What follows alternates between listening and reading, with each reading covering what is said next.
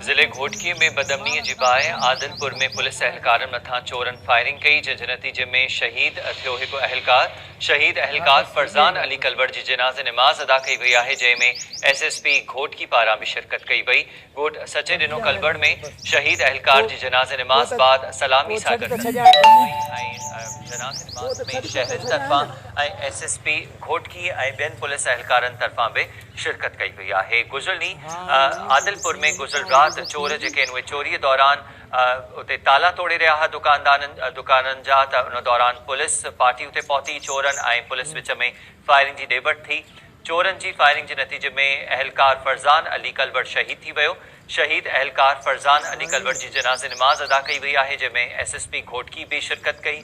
Court सचे ॾिनो culvert में शहीद एहलकार जी जनाज़े नमाज़ बाद सलामी सां गॾु तदफ़ीन कई वई आहे। तफ़सील मालूम कयूं था टाइम न्यूज़ रिपोर्टर माजिद संघर खां। माजिद, वधीक आगाह कजो, घोटकी में अमन जी हिकु त ख़राब सूरत।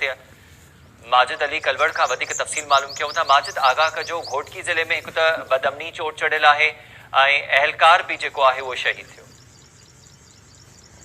आदिलपुर सच ॾिनो कलवड़ में गुज़िरियल राति पुलिस एहलकार फरज़ान कलवड़ वलद मंठार कलवड़ पुलिस ऐं जेको आहे त चोरनि जे विच में जेको मुक़ाबिलो थियो उन में शहीद थी वियो।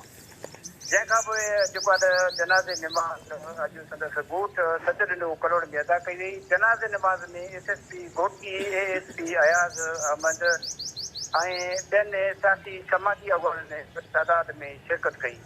जनाज़े निमाज़ जेको अदा कई वई, जंहिंखां पोइ संदसि सलामी परेड पुलिस ॾिनो वियो। जंहिंखां पोइ जनाज़े निमाज़ बाद संदसि अबाणे कब्रिस्तान हज़रत पीर बादशाह बगदादीअ में मिटीअ हवाले कयो वियो आहे। जी अदा माजिद, असांखे आगाह कजो, हीउ वाक़ियो पेश कीअं आयो हुयो?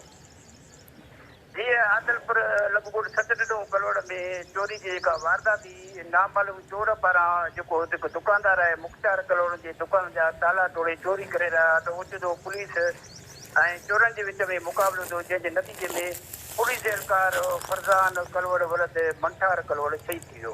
जी, महिरबानी अपडेट करण जे लाइ माजिद अली कलवर।